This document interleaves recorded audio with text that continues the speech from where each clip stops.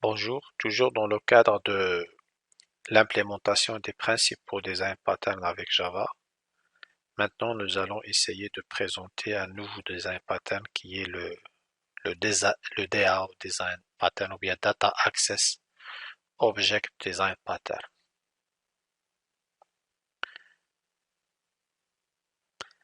Dans un premier temps, nous allons commencer par présenter à quoi peut servir exactement ce design pattern.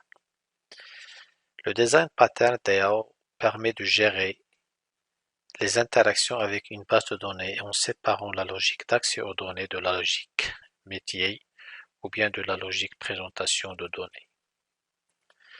Par exemple, supposons que nous avons ici une couche qui souhaite accéder à des informations d'une base de données ou bien aux informations d'une table qui se trouve dans une base de données, par exemple le cas ici. Nous avons une base de données qui s'appelle store et on souhaite manipuler la table product.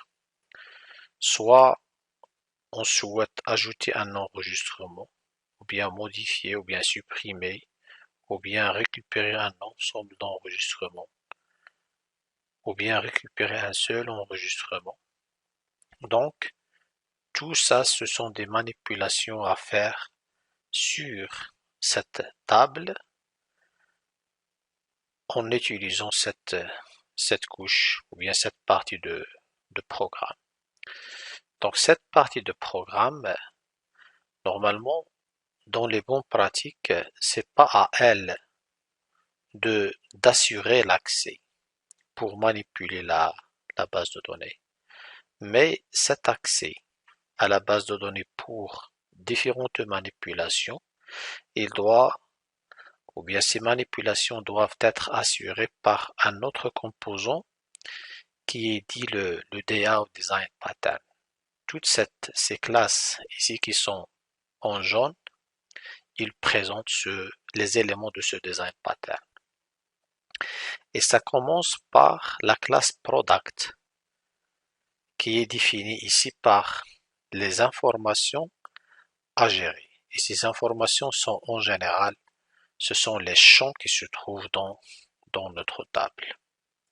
Parce que cette table, elle est définie par ces champs qui sont l'ID, la désignation et les prices.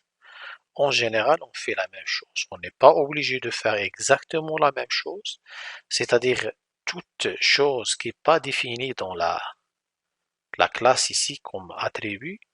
Donc, ces informations, ou bien cette classe, elle ne gère pas. Par exemple, si on peut ajouter adresse ici, ou bien, je sais pas, on peut ajouter n'importe quel autre champ, mais ce champ-là, qui est dans la base de données, s'il n'existe pas, donc notre application n'est pas capable de le manipuler. Mais en général, la partie structure de la classe, niveau Java, elle est la même que la partie structure de la table côté base de données. Donc la première chose, ou bien le premier élément de ce design pattern, c'est la table qui représente une entité. Donc tout simplement, elle contient des attributs qui définissent les champs dans la base de données. Elle contient des getters et setters, contient des constructeurs et éventuellement la méthode toString. Ensuite, il y a la définition d'une interface. Cette interface qui va utiliser cette entité et c'est dans cette interface où on va définir un ensemble de méthodes. Par exemple, la méthode addProduct qui reçoit en paramètre un product, elle va permettre une fois appelée, une fois implémentée, bien sûr, et appelée par un autre programme, elle est capable d'ajouter un produit dans la base de données, c'est-à-dire elle va être chargée d'ajouter une ligne dans la base de données. Alors comment faire? Parce que c'est cette méthode-là qui va contenir toute la logique d'accès à la base de données pour insérer un nouveau champ. C'est-à-dire, premièrement, elle doit se connecter à la base et ensuite écrire la requête et finalement exécuter la requête de la manière adéquate pour pouvoir répondre exactement à l'ajout d'un produit dans la base. Et la même chose pour les autres besoins, à savoir supprimer un produit, mettre à jour un produit, récupérer un seul produit, récupérer toute la liste de produits et récupérer un ensemble de lignes de produits en faisant une recherche par mots-clés qui concerne bien sûr la désignation. Alors bien sûr, ça c'est l'interface. La troisième chose, c'est parce que ça c'est l'interface et l'interface est faite normalement pour être implémentée par une classe concrète. La classe concrète, on va l'appeler Product DAO Implementation, qui doit redéfinir toutes ces méthodes-là. Et c'est à ce moment-là, dans Product DAO Implementation, où on va mettre toute la logique de code qui va essayer de répondre à ce besoin. Et bien sûr, parmi les choses importantes, c'est qu'il faut tout d'abord se connecter à la base de données. Et pour ce faire, pour la connexion à la base de données, nous avons déjà présenté bien sûr le design pattern singleton qui va assurer la connexion à la base de données. Et c'est cette classe-là qui est en jaune qu'on va utiliser. On va utiliser son code, c'est-à-dire le code source de database connection que nous l'avons déjà présenté et que nous l'avons mis ici. Normalement, c'est ça le singleton qu'on va utiliser pour assurer la connexion à la base de données. Cette connexion qui est normalement initialisée par le biais de constructeur de singleton. Et cette instance, elle est récupérée par le biais de getConnection. Donc, une fois initialisé, c'est-à-dire cet attribut-là qui représente la connexion à la base de données, à ce moment-là, on peut l'utiliser pour effectuer les principales opérations de manipulation de notre base de données, à savoir ces opérations-là. Donc l'intérêt derrière de Design Pattern DAO, c'est quoi? C'est isoler la partie d'accès aux données et de manipulation de la base de données des autres parties de code. Parce que si on va mettre ce code-là au sein de la même partie qui concerne la manipulation, la partie de présentation par exemple, alors il y a un mélange entre la partie qui accède à la base de données et la partie qui présente les données. Alors le DAO il a comme intérêt de séparer cette logique, séparer la logique d'accès aux données de la logique présentation de données. C'est-à-dire le code source pour manipuler les données à travers les opérations CRUD. Par exemple ici on a besoin de create, ici on a besoin de delete, ici on a besoin d'update. D'accord, ce sont ici create, research, update et delete. Research, normalement c'est get one, get all, get by keyword, ce sont research, tout simplement select. Alors ces opérations, bien sûr, sont isolées dans des classes spécifiques DAO, c'est ça finalement. Le DAO permet de faciliter la maintenance du code, c'est-à-dire tout changement qui concerne l'accès aux données n'influence pas sur la logique métier ou bien la logique de présentation de données. Ceci, bien sûr, permet de réduire le risque d'introduire des bugs, c'est-à-dire une fois faire des modifications qui concernent la logique d'accès aux bases de données, cette modification va concerner toutes les autres parties clients de notre DAO. Par contre, si on va mélanger, par exemple pour ce schéma-là, si on n'a pas de design pattern DAO, à ce moment-là, on peut trouver des problèmes. Des problèmes au niveau de maintenance, des problèmes au niveau de localiser les erreurs s'il y en a, parce qu'ils peuvent exister partout, et ainsi de suite. Surtout que si jamais on a plusieurs modules qui, bien sûr, qui vont utiliser la partie accès aux données. Donc, par exemple, si on a on souhaite implémenter cette partie-là, on commence déjà par assurer la connexion par le biais du singleton. Ça, c'est un choix et c'est pas une obligation. Tout simplement, on peut utiliser uniquement ce bout de code. Par exemple, y dire voilà, nous sommes d'accord. Par exemple, ici, je vais créer un autre programme. Je vais l'appeler programme test. Alors, si je vais ajouter ici le main, donc bien sûr, ce code source là, si je vais mettre connection, je sais pas, je vais mettre connection par exemple, connection, voilà, je vais mettre connection égale à nul. Et ensuite, je vais faire connection égale à machin. Alors, connexion sera initialisée de cette manière sans utiliser le design pattern singleton. Mais il faut savoir que ce n'est pas la même ressource qui est partagée entre toutes les parties qui utilisent cette connexion. Chaque partie de code qui aura besoin de la connexion, elle doit le faire elle-même. Par exemple, ici, la méthode main a besoin de faire la connexion, donc de se connecter à la base, donc elle doit la faire elle-même.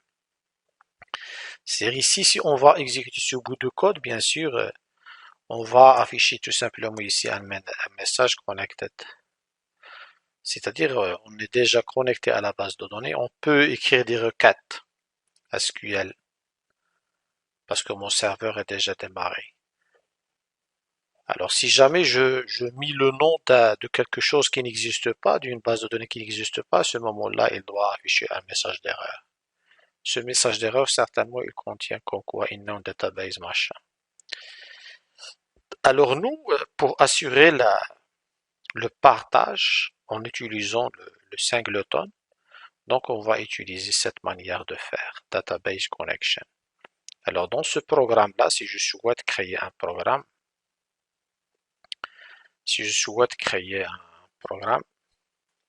donc tout simplement, par exemple pour le cas ici, je vais prendre ce cas. Alors ça c'est le premier exemple, son design pattern. Alors il y a dans le main, il y a appel d'une méthode getAllProduct. Bien sûr, cette méthode elle est statique parce qu'elle est directement appelée par le biais de main qui est aussi statique. Donc getAllProduct, normalement, cette méthode doit se connecter à la base de données. Et on a utilisé le singleton pour récupérer des données partagées qui est connection. Alors ensuite, on va bien sûr initialiser la liste à vide, écrire la requête, préparer le statement pour exécuter la requête. Donc ici, on exécute la requête. Et tant qu'il y a des informations dans la table RS, qui est un result set, on ajoute des produits. À chaque fois, il y a création d'un produit. On l'ajoute dans la liste. Donc, une fois préparé la liste, on va la renvoyer. Donc, une fois la renvoyée, on peut l'utiliser dans main. Donc, products c'est égal à get all products. Maintenant, celle-là, c'est une liste et je peux parcourir la liste et je peux imprimer le produit. Donc ici, le product, s'il y a redéfinition de la méthode toString, il va l'afficher les produits de cette manière-là. C'est-à-dire, si je vais exécuter ce code, bien sûr, je vais avoir ces produits-là. Sinon, je peux bénéficier ça c'est un rappel finalement de prepare statement, je peux faire un where price égale à point d'interrogation. Pourquoi? Parce que ça, c'est une requête paramétrée. Et cela, normalement, est permis par le biais de prepared statement. Donc, prepared statement, il contient déjà finalement beaucoup de méthodes parce que ici, le price, c'est double. Donc, l'indice ou bien le paramètre que je vais mettre à jour, c'est un set double parce que le price est un double. Je mis l'indice ou bien l'ordre du paramètre parce que ici j'ai un seul paramètre qui est d'ordre 1. Alors ici je vais mettre ici je sais pas, 1000. Qu'est-ce que ça veut dire ça? C'est-à-dire, je vais récupérer tous les produits dont le prix est 1000. Si on a la chance, on va avoir quelques-uns. Sinon, voilà, donc il y a deux produits. Sinon, si je vais mettre supérieur à ça, Cyril va dire supérieur à 1000. Donc, supérieur à 1000, il y a plusieurs. Et je peux même faire un AND. AND, je sais pas, désignation. Par exemple, un deuxième paramètre. Et donc, ici, je peux mettre un PRST.setString cette fois-ci, parce que il s'agit bien sûr, d'un paramètre de type chaîne de caractères. Et le deuxième, c'est le deuxième paramètre. Ici, je peux mettre finalement la chaîne de caractères, qui est un pourcentage. Et je peux mettre ici, par exemple, le chemise. Voilà, pourcentage début, pourcentage fin. C'est-à-dire, il va récupérer toutes les...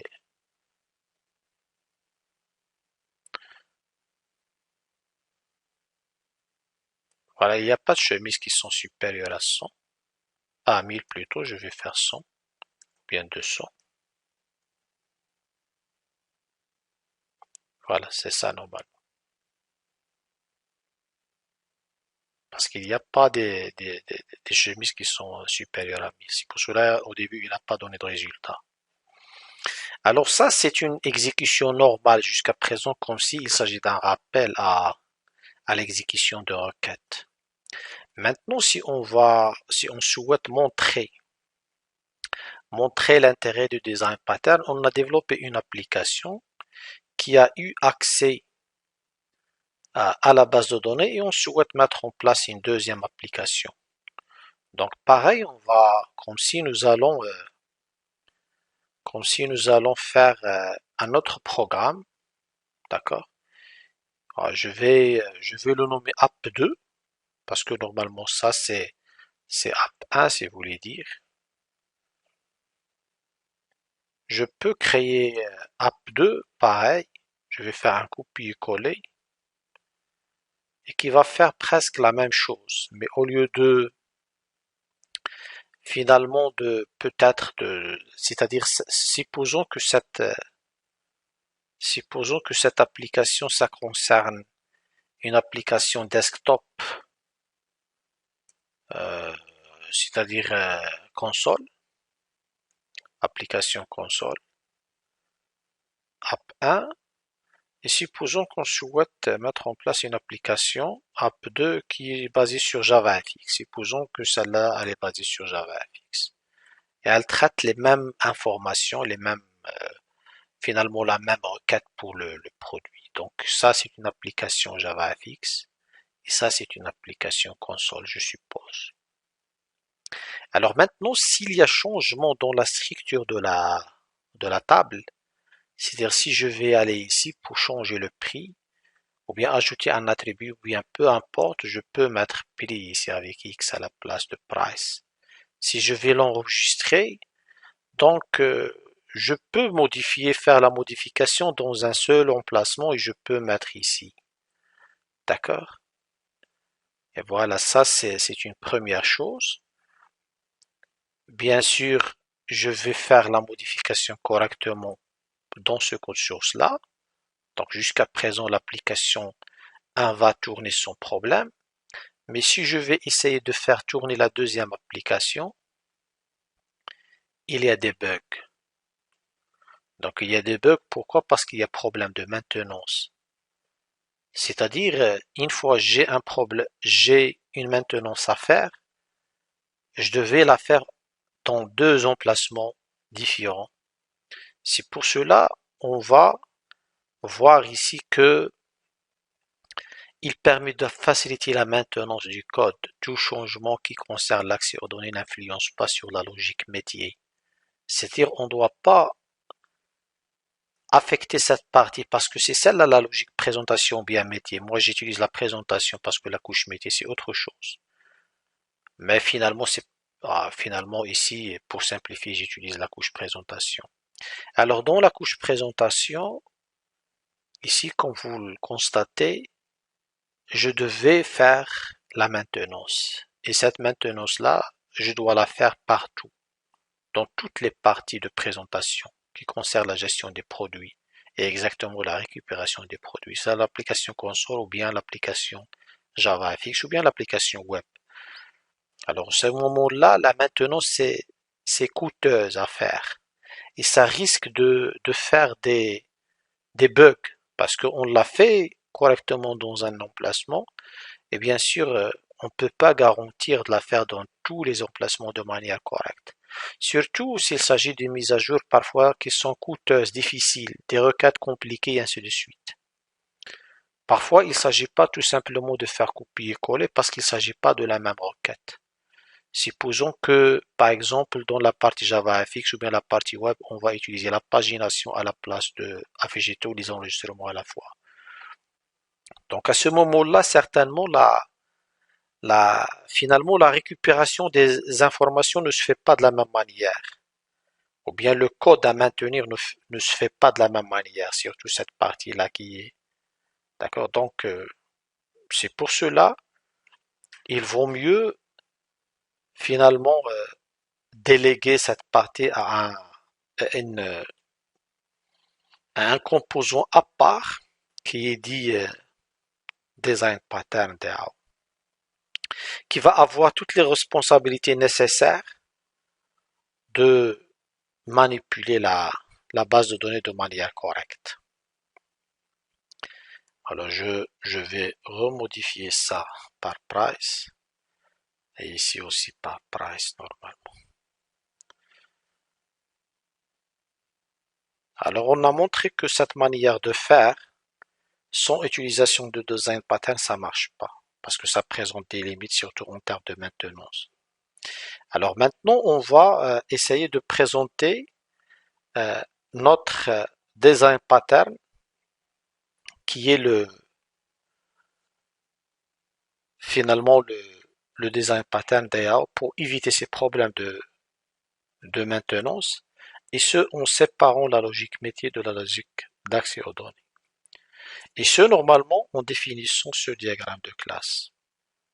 On garde la même entité bien sûr, mais en faisant externaliser la partie de manipulation de données à partir de ce composant vers l'extérieur et sera isolé et réutilisé par les deux applications, c'est-à-dire de cette manière-là.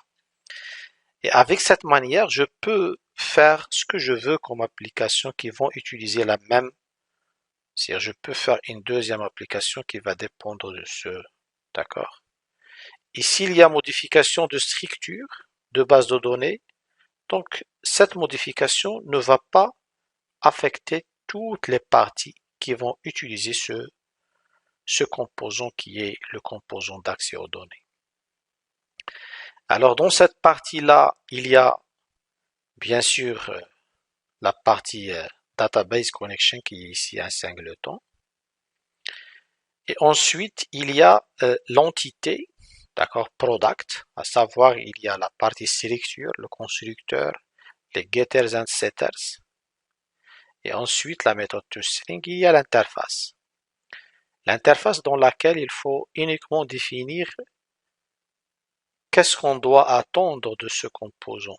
Ce composant, il va manipuler les produits notamment, mais il va faire quoi exactement?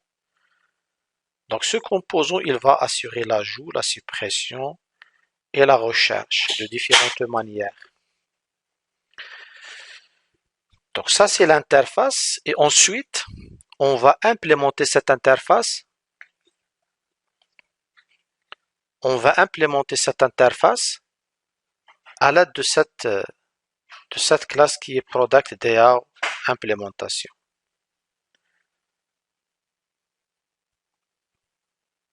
Donc, une fois implémentée l'interface, bien sûr, il faut redéfinir les méthodes.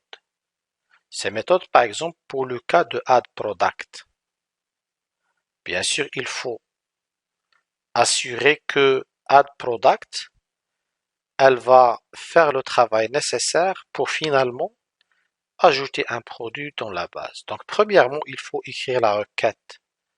Requête, normalement, qui est sous forme d'une chaîne de caractères.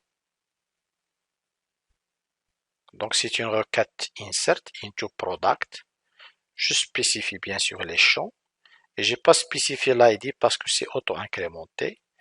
Et je spécifie les valeurs qui se sont des paramètres parce que je vais utiliser le prepared statement qui assure cette manière d'utilisation, c'est-à-dire les requêtes paramétrées.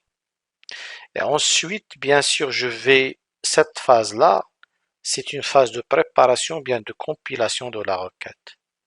Et ensuite, ici, normalement, il y aura mise à jour de différents paramètres. Le premier paramètre, il contiendra exactement ce qui est passé en paramètre, la désignation. Donc, la désignation de l'objet passé en paramètre. Et ça, c'est le prix de l'objet passé en paramètre. Et ensuite, exécuter la requête d'ajout de cette manière. Parce que prepare statement, il a euh, plusieurs méthodes. Et il faut choisir la méthode adéquate. C'est-à-dire, si on va aller ici vers le deuxième exemple,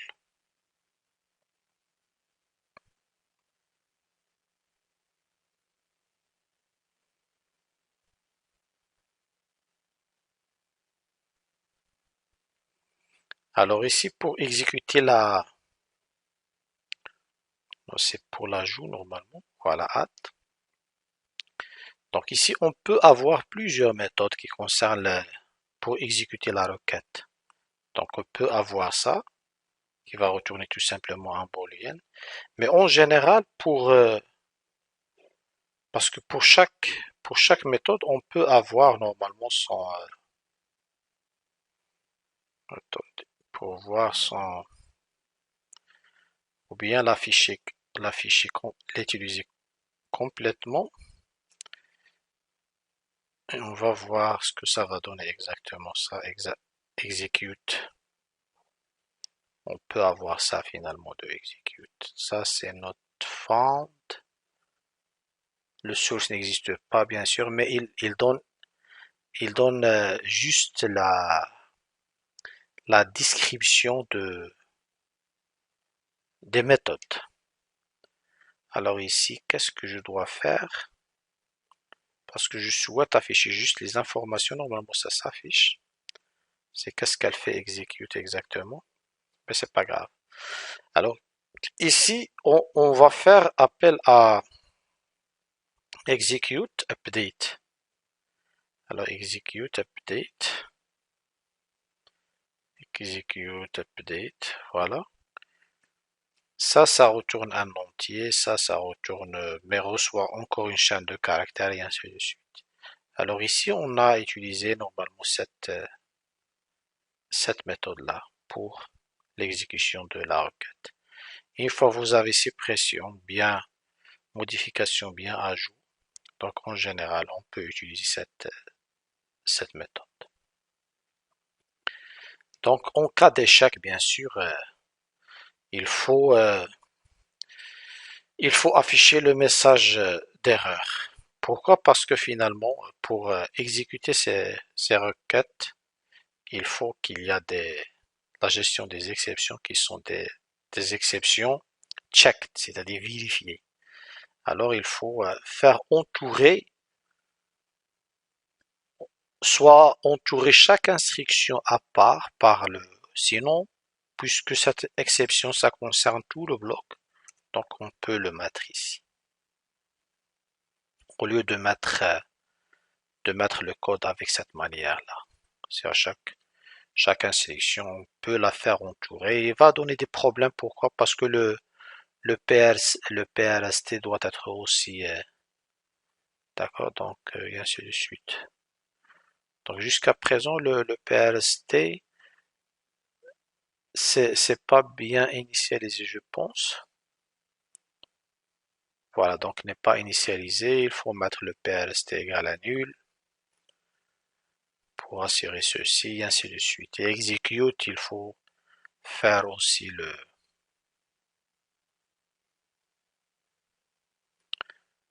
Ici, on constate ici, c'est toutes ces bouts de code.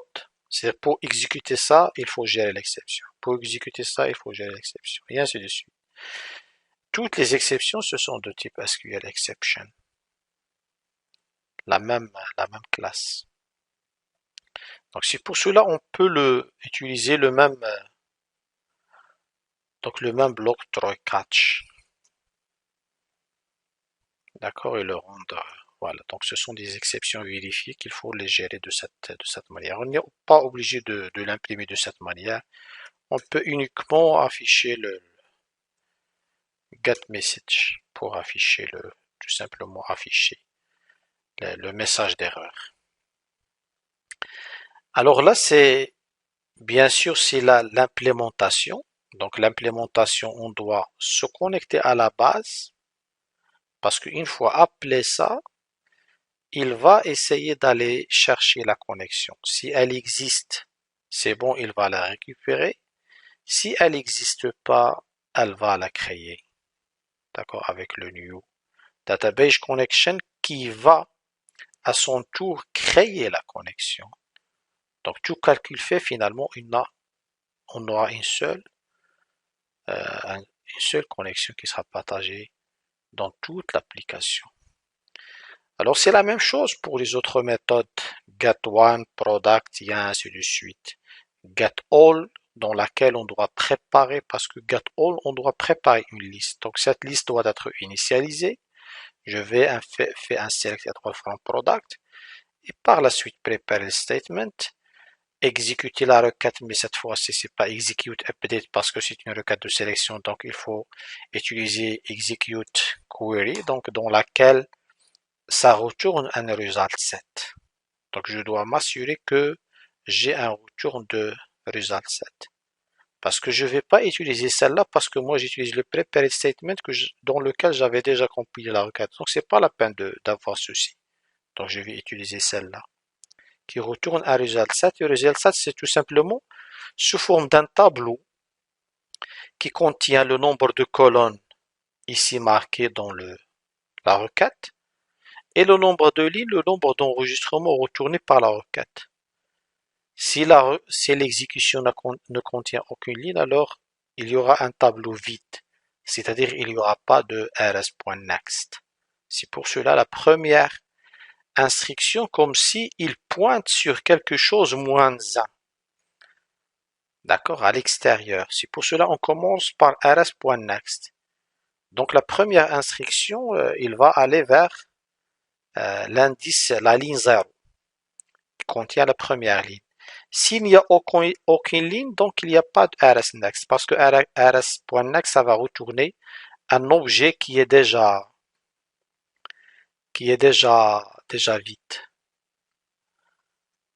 Si on va faire .next, donc elle retourne un boolean. Est-ce qu'il n'y a pas ou bien il y a l'enregistrement ou bien il n'y a pas.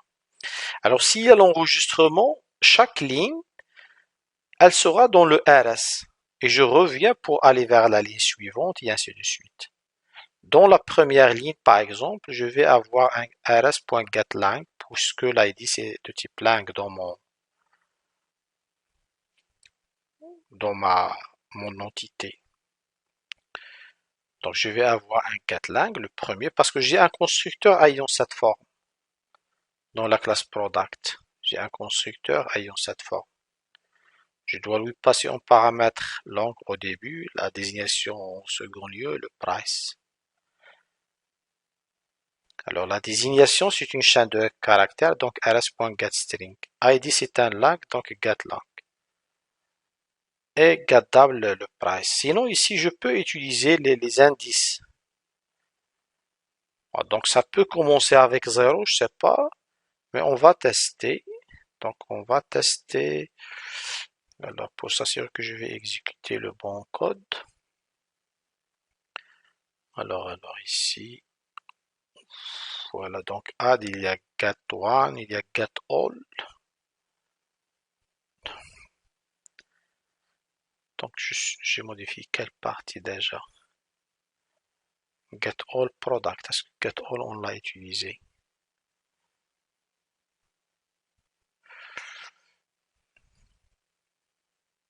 Alors à la place de ça, je vais utiliser get all tout simplement. Pour tester, est-ce que ça commence par l'indice 0? Get all products, voilà. Donc si ça marche, alors ça commence par 0. Voilà, 0 donc inférieur à 1, donc ça commence par 1. Donc si on souhaite utiliser les indices, c'est pour cela que je préfère utiliser les noms à la place des indices. Les noms des colonnes à la place des indices. Parce que l'indice, il faut l'indice en termes de sélection, d'accord? C'est-à-dire si je commence par désignation price ID, donc l'ID normalement c'est 3. Donc c'est pas 1. Ici, il y a un problème de transtypage, bien de casting. D'accord? Donc ici, il faut faire un 3 normalement. 1, 2, 3. Parce que ici, il a l'ordre 3. Hop. Donc ça, qu'est-ce que ça veut dire ceci?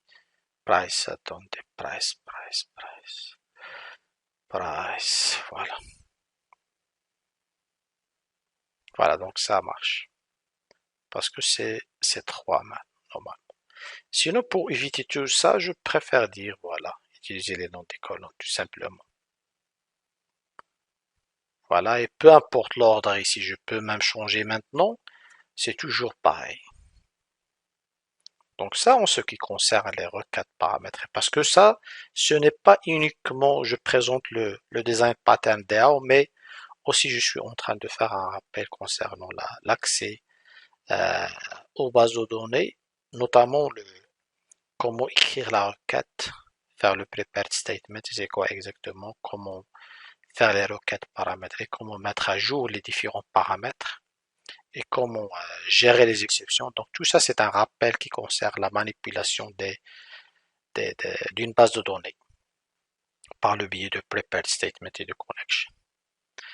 Mais nous avons jusqu'à présent essayé d'implémenter tout cette product DAO. Donc maintenant, si nous allons essayer de mettre en place un nouveau module, parce que là, j'ai le product DAO implémentation qui a été utilisé dans la classe programme. Supposons que je vais faire une autre, comme tout à l'heure, je vais faire une autre application, app web par exemple.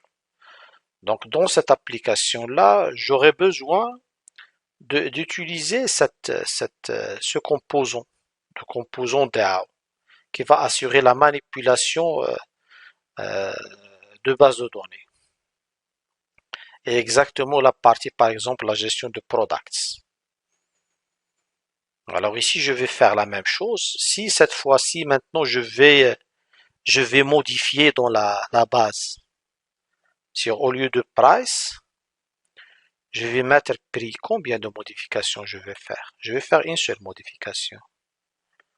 Donc une seule modification qui concerne la couche, ou bien le composant qui est, qui est responsable de cette partie-là. Donc ici, bien sûr, il faut faire tout, remplacer le prix partout. Donc au lieu de price, à chaque fois, il faut mettre le prix. D'accord?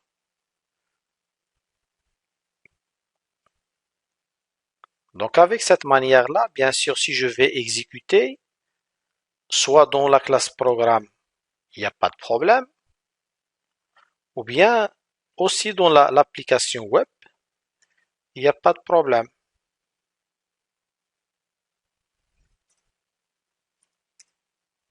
Pourquoi? Parce que la maintenance se fait dans un seul emplacement. Il n'y a pas risque de dupliquer la maintenance. D'accord? Parce que nous avons responsabilisé ce patron de conception à gérer la partie de manipulation de données en assurant un ensemble de services qui sont ici. Donc voilà, ça c'est un exercice. Donc ajouter le module de gestion des clients qui permet la manipulation de la table client de la même base de données en utilisant le DAO Design Pattern. Donc ça, bien sûr, il faut faire la partie conception. Donc dans la partie conception, on peut faire la même chose. Si on peut faire déjà cette manière de faire,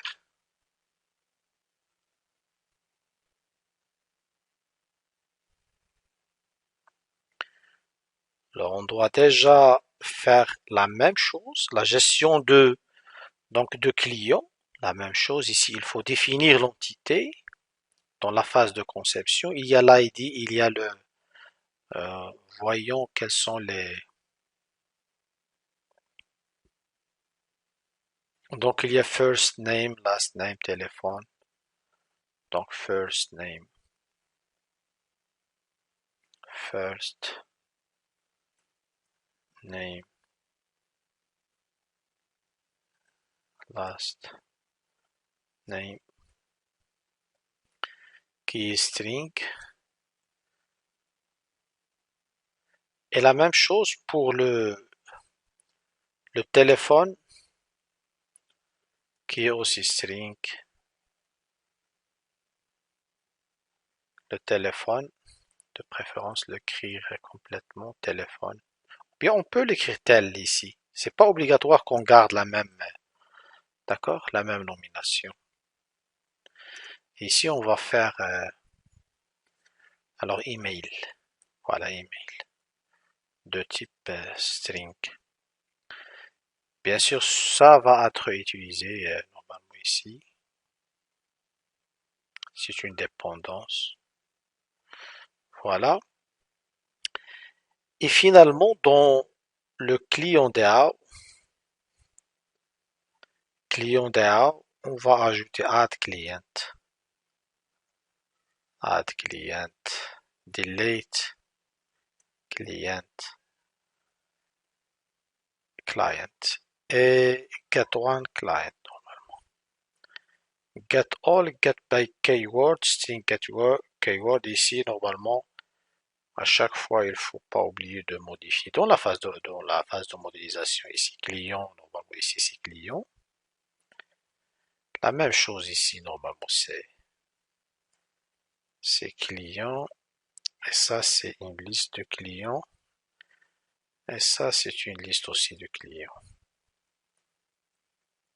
Et bien sûr, ça c'est client derrière implémentation. Et c'est bon, donc le reste la même chose. D'accord?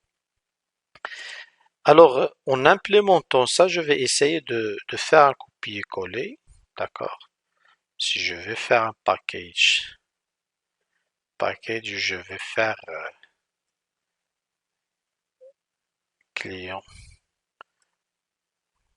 management. Je peux tout simplement faire rapidement ça, ou bien je peux mettre la connexion, logiquement il faut mettre la connexion dans un package à part qui sera utilisé partout. Donc je vais faire copier-coller de ces trois parties et les mettre ici pour faciliter finalement. Donc ça c'est client normalement. Donc c'est donc ID string first name et last name normalement.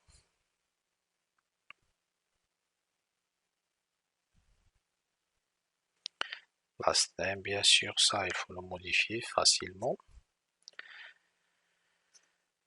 Ça c'est string. Et la même chose téléphone, tel email. Ça c'est l'entité normalement client, dans laquelle il faut modifier le nom de la classe. Et il faut bien sûr avoir les constructeurs et les getters et setters. Donc voilà. Ensuite, les getters et setters, j'ai pas besoin pour le moment. Je vais faire toString. Voilà.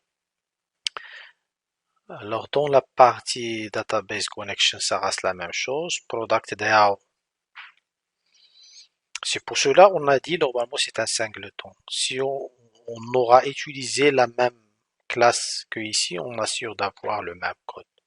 Mais c'est pas grave ici, j'ai dupliqué pour juste montrer le design pattern DAO. Alors ici, il y a client, client, ensuite get one client,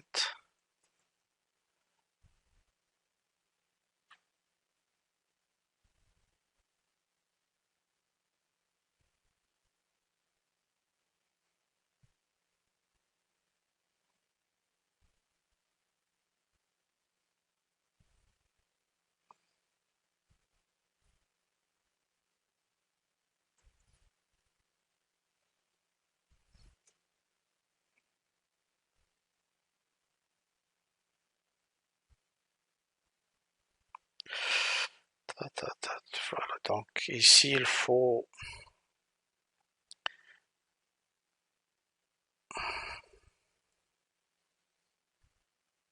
attendez.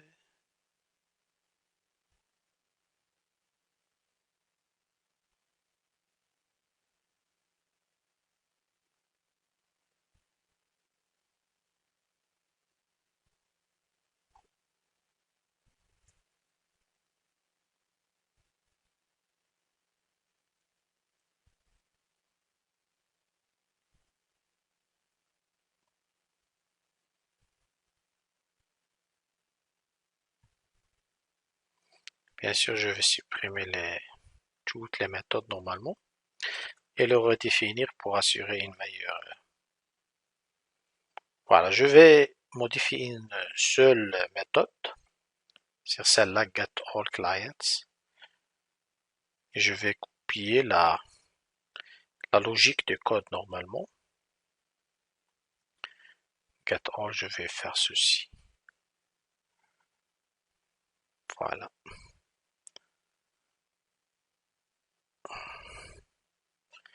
Alors ici, normalement, c'est clients.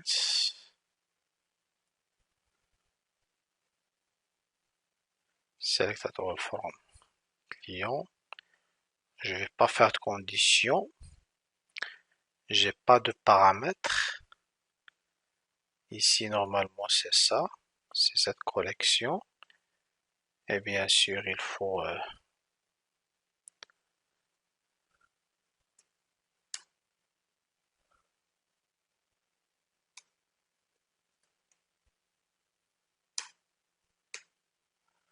donc c'est rs.getLong. Je vais faire l'id. Ça c'est ensuite, c'est ça normalement. Ça c'est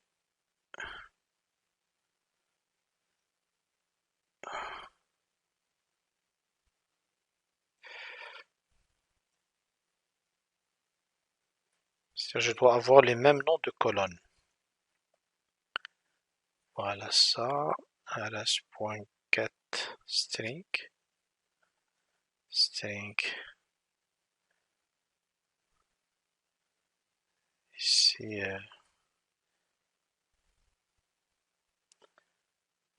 rs.getString.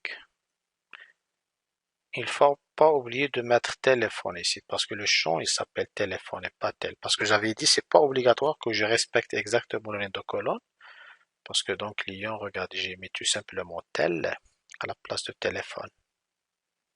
Donc c'est pour cela ici, il faut faire attention, il faut mettre le nom du champ dans la table. Ici la même logique. Normalement getString email. Et voilà, je vais avoir ça. Il manque une parenthèse.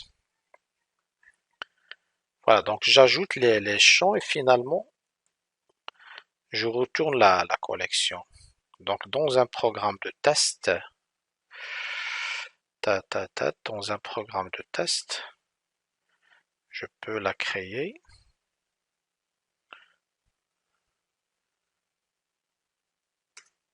Ajouter le main, bien sûr. Et je vais mettre accéder à client DAO. client DAO, l'interface, et je vais mettre là, bien sûr, l'instance, new client DAO implémentation. Je dois faire le new, la classe qui implémente cette, voilà, client DAO implémentation, c'est celle-là. Et il faut faire appel à get all clients qui retourne une liste. Et cette liste, normalement, je peux la faire ici. Client, je peux faire client égal. Voilà. Ça, c'est une liste qu'il faut importer. Et ensuite, faire un for client, c'est dans client, et je peux faire un sysou, tout simplement ici. Et je peux exécuter mon code qui doit donner lieu à afficher tous les clients qui sont dans ma base. Les autres méthodes pour les implémenter, ça passe la même logique que celle dans le product DAO implémentation. Alors ça, en ce qui concerne l'implémentation de design pattern DAO. Donc on a compris c'est quoi son intérêt, comment il assure la maintenabilité de code, l'évolutivité de code parce que la même logique sera appliquée à l'ensemble. Mais jusqu'à présent, nous n'avons pas factorisé un ensemble de traitements. Surtout ici, normalement, par exemple, pour le cas de la connexion et tout, donc chaque module, il utilise à sa manière. Il doit initialiser la connexion. Regarde ici. Si je change, par exemple, la connexion, alors je dois la changer dans ici. D'accord. Et aussi dans s'il y a une logique à changer, on doit la changer partout. Donc dans toutes les implémentations, à savoir le client implémentation qui utilise la connexion. Et la même chose pour le product DAO qui contient aussi ça. Par contre, dans la suite, nous allons montrer un autre design pattern qui est proche de celui-là. Tout simplement, il s'appelle normalement Abstract DAO Design Pattern, qui se base sur le même principe que DAO Design Pattern, mais il va factoriser davantage les méthodes, surtout que nous avons ici la même logique de nomination, add client, add one client. Ici, normalement, c'est add product, get one product, c'est la même chose. Donc, on va voir comment ajouter un autre niveau de factorisation de code. Donc, voilà ça en ce qui concerne le design pattern abstract, plutôt design pattern DAO pour l'accès à la base de données.